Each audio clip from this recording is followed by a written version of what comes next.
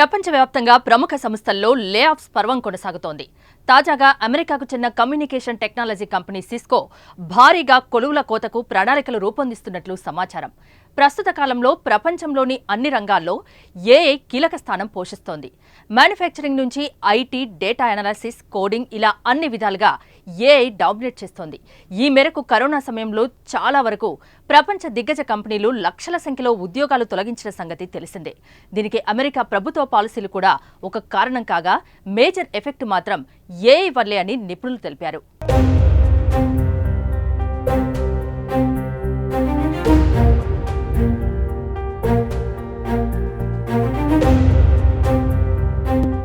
Covid సమయంలో ప్రపంచవ్యాప్తంగా ప్రముఖ సంస్థల్లో లే ఆఫ్స్ మొదలవగా ఆ పర్వం ఇంకా కొనసాగుతోంది.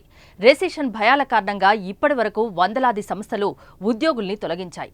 అయితే ఇప్పుడు ఏఐతో పాటు ఆధునిక ఐటీ సొల్యూషన్స్పై దృష్టి సారించే క్రమంలో ఉద్యోగులపై వేటు వేస్తున్నాయి.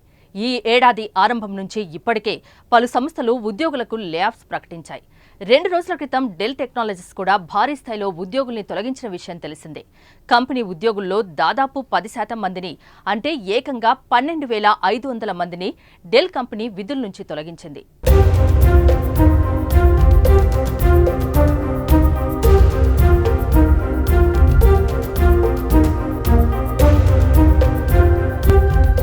ఇప్పుడు మరో సంస్థ కూడా అదే బాటలో పయనిస్తున్నట్టు తెలుస్తోంది.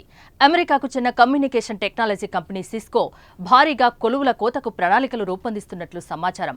పెద్ద సంఖ్యలో ఉద్యోగుల్ని తొలగిస్తూ బిజినెస్ రీఆర్గనైజ్ చేసేందుకు పూనుకున్నట్లు ఇంటర్నేషనల్ మీడియా పేర్కొంటోంది. ఈ ఏడాది ఫిబ్రవరి 2వ వారంలో దాదాపు 4,000 మందికి లే ఆఫ్లు ప్రకటించిన ఈ సంస్థ తాజాగా అదే సంఖ్యలో ఉద్యోగుల్ని ఇంటికి పంపేందుకు సిద్ధమైనట్టు తెలిసింది. 6 నెలలు గడవక ముందే మళ్లీ కంపెనీ ఇలాంటి నిర్ణయం తీసుకోవడం ఆ కంపెనీలోని ఉద్యోగులకు ఆందోళన కలిగించే అంశంగా మారింది.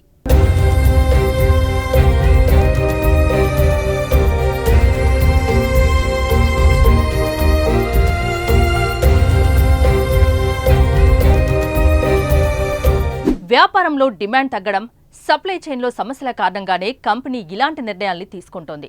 మరోవైపు 2025 నాటికి ఏఐ ఉత్పత్తుల ఆర్డర్లో బిలియన్కు చేరుకోవాలని లక్ష్యంగా పెట్టుకుంది.